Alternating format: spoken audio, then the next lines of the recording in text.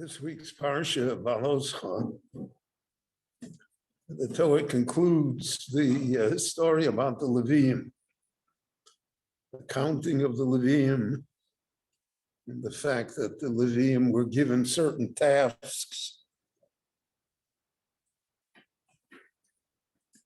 In the Gemara, we see that the Levium in the Beit HaMikdash and earlier in the Mishkan, their age of working was very restricted, was only 20 years, from 30 to 50.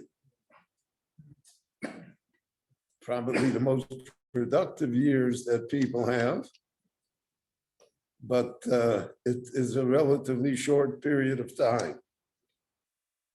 So what did they do before they were 30? And what did they do after they were 50? So the Gemara indicates that there were two levels of Levium. There were the Shoarim. The Shoarim really mean the guards at the gates. But in its broadest sense, it means the maintenance workers in the Beit HaMikdash, the people that were in charge of repairs, the people that were in charge of the day-to-day details of running such a building and of servicing every day hundreds, if not thousands of people. And the holidays, tens of thousands, hundreds of thousands. So that required a staff. And the staff was made up of the Levium, of the Shoarim. So in the Gemara, it indicates that the Shoarim were the people that were between 30 and 50. They were, that was their task. So the actual task was a manual labor in the Beit HaMikdash, to move things around, to clean, to repair, to build, etc.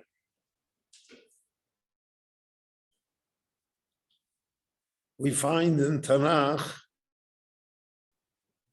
that there were times things of attempted to refurbish the Beit HaMikdash. The first Beit HaMikdash stood for 410 years. So 410 years, a building needs care. Building falls into disrepair. It needs constant maintenance. And therefore, the Levium were the ones that were in charge of that. They were the Shoarim. But there was a second level of Levium, those that were younger than 30 and those that were older than 50. And also those who were from the age of 30 to 50 who had special talents, as we will indicate in a minute. They were called the Mishorerim. The Mishorerim were the musicians. Now in the Beit HaMikdash, there was a musical concert every day. Shabbos and Yom Tov, Yom Kippur. The reason that we do not have musical instruments on Shabbat is because of the fact that a string may break, a horn has to be tuned. So those are Isurim de Rabbanan.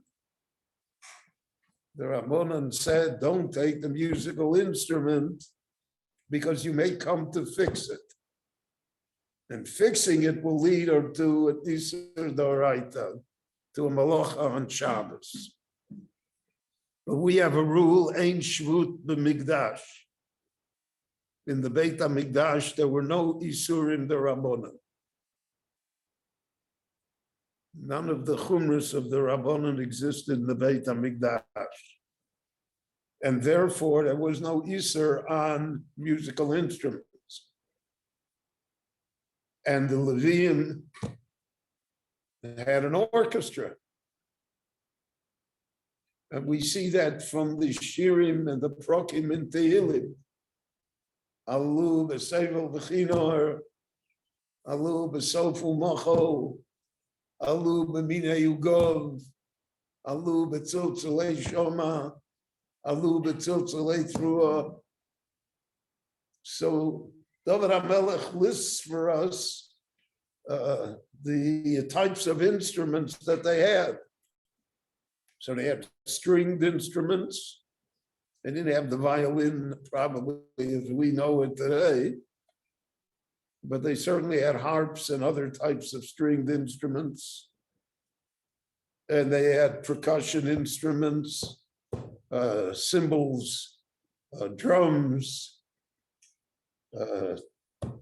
tambourines, all these types of instruments that we have today.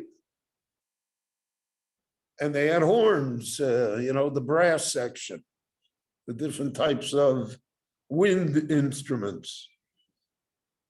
There are those that say that a nugav is what today we call an oboe. Others say ugav is the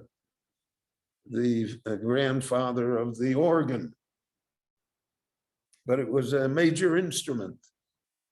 And the Levium were the ones that performed. So if you had a Levi that was a great musician, so even though he was between the age of 30 and 50, and he should be sweeping the floor, they nevertheless would not waste such talent, so to speak, and he was incorporated into the orchestra. And apparently the orchestra was not one orchestra, there were many, many, and they worked in relays. It's mashma in the Gemara says it beferish regarding the Kohanim, but it's mashma that the Levim also had the same system, that there were 24 different families of the Kohanim, and the Levim were also divided into 24 different families, and every family worked in the Beis HaMikdash at least 2 weeks, 4 weeks a year. Some worked 6 weeks a year. But the rest of the time, they didn't show up in the Beit HaMikdash. It was all in relays. Part of the Mishorim were choirs. People that had very good musical voices. Now, there arose a question especially in the 19th century, and especially in Germany, but it spread to Eastern Europe as well, regarding whether to have a choir in shul, a cappella without music, without the musical instruments, but whether to have a choir. Part of because singing on Shabbos is certainly not forbidden in any fashion. It's only singing off key that is forbidden. So therefore, the Levium had a great choir. So therefore, the Rabbonim in Germany that said that we will have a choir in the synagogue Friday night and Shabbat as well. And that exists even till today. The Breuer community in Washington Heights still has a choir. And the Frankfurt the community of Shimshon Raphael Hirsch, they had a choir all the time. There were other Rabbonim that said, and this already enters into a different realm, is that now you're talking at a time of reform. So reform had not only choirs, but they had musical instruments as they have today. So if the reform have a choir, we're not going to have a choir. So there's a question of halacha as to that attitude. We just had this played out in a different fashion, but it's basically the same concept regarding flowers in the synagogue on the Shavuot. So the custom is, that of Jewish people, that we have flowers. But the Gaon of Vilna said that we should not have the flowers because he said that the non-Jews have adopted, if non-Jews adopt a Jewish custom, does that remain a Jewish custom? Or because of the fact that the non-Jews have adopted it, so then, so to speak, we should stay away from it now, even though it was our custom originally. The Gaon seems to think very clearly that even though the custom was ours, but once it was taken from us and it became part of the non-Jewish world, so we should stay away from it. And therefore, that was the attitude in Eastern Europe regarding choirs. That even though there's no Isser in the choir per se, we're not going to do it with musical instruments, but the Reform have a choir, the church has a choir, everybody has a choir, so we're not going to have choirs. And in Europe, there was something called a chor shul in Yiddish. A chor shul was a shul that had a choir. So very observant Jews would not walk into a chor shul, even though the shul was with a mechitza, with a bima. But because of the fact that it had a choir, so that already was, so that's a policy, that's not a, it's not a halacha. So that's the question of how do we deal with these things. I was reminded my wife's grandfather was a Rav in a small village in Lithuania, Vashki. And one of the members of the congregation left Vashki and emigrated to the United States, and he became very successful. And after a long period of time, he returned to Vashki to visit. And he wanted to bring a present, a gift to the shul in Vashki. So he brought a clock, which was a wondrous thing in the shul. Until then, they had no way to tell time. They told time by the sun. So he brought the clock, and they hanged the clock in the shul. And my wife's grandfather said, I see they're bringing in reform. So that's an attitude. And that attitude exists today as well. So it's not that the thing is usher per se, it's because in the society, that's how it's looked upon.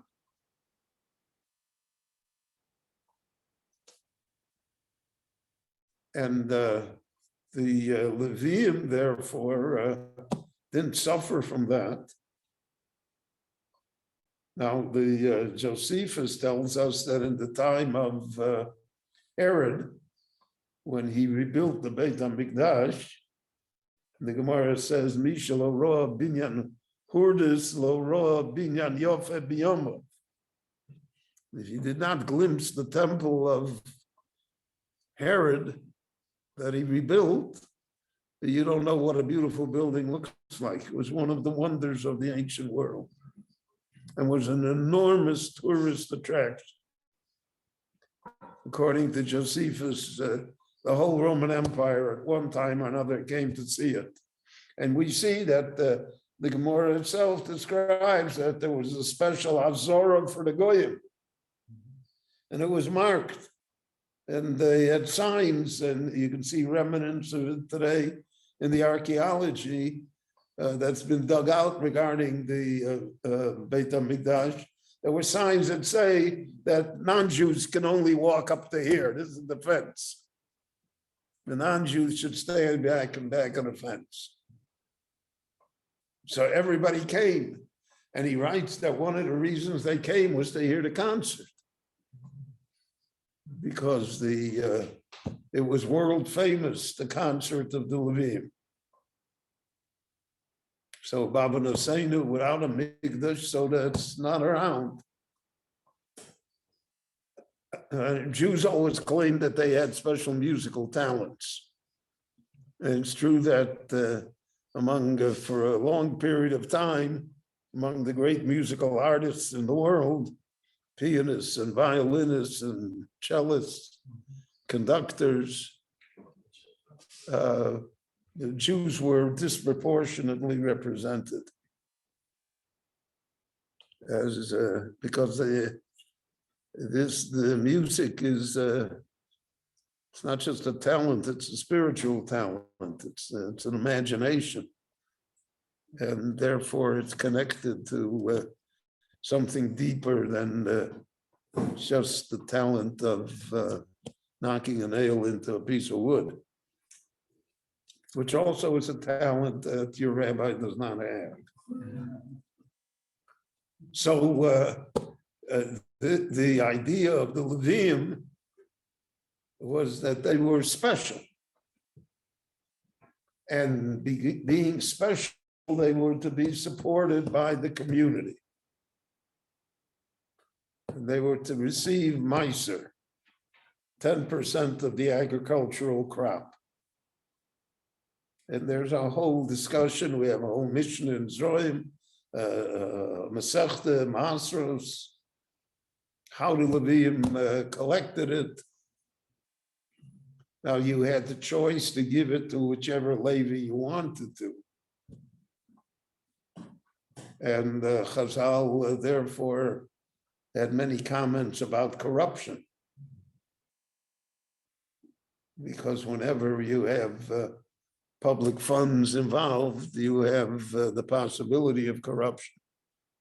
But the Levim were supported. So you had a class of people that were supported by the rest of the people, even though, let's say, as I pointed out, they only worked a few weeks of the year. And what did they do with the rest of the time? So the Gemara says they became teachers. Both the Kohanim and the Levim. Sifsei Chohen, Yishmu Das, V'Torah Yavakshim Mipiu. And you didn't get paid for being a teacher. Mahu b'china, mafato b'china. The Rebbeinu Shalom taught us Torah without a charge. We have a loophole called schar batola. You're not charging for teaching Torah. You're charging for the fact that you could be doing something else at the time and be making a living. And therefore, we're paying you what you could have done, not what you are doing. That's the heter and rabbonos also for receiving great salaries. I remember a Rav once told me, great Rav once told me, I was discussing with him the question of salaries and how Rabbonim were treated. So he said to me, you have nothing to worry about. You can take whatever, because he says you have a law degree. You can always say, I could charge you $300 an hour. So you have no problem with schar batola. But he said the young guy that comes out of the kollel, that he has no visible skill except that he's a great Talmid Chacham. So in the schar batola, he said, becomes a much more questionable and difficult issue. So the Leviim were supported by the people. And in so doing, they became a special class of people. And they had special responsibilities. And we read in this week's Parsha, the Rabbanu Shalom says, "V'hoyu li ha-Levim." The Levim belong to me. That's their mission in life, is that they belong to me. And therefore, that's an exalted thing. So people until today, if you're a Levi, you're a Levi, you're entitled to something. But the only thing that we give now to Leviim is we give them the second Aliyah. But even that is something because it shows that he's a Levi and that he's entitled to something. But L'chshibonei Hamikdash, so then the Leviim will be in business again, and then we'll see again V'hoyu li ha-Levim. Rabbi Chananya ben Achai Shomer Otza HaKadosh Baruch Hu L'zakos et Yisrael V'chal Chibur Lahem Torah Mitzvot Shenemar Adonai Chafetz Aman Tzidko Yagdil Torah V'Yadir.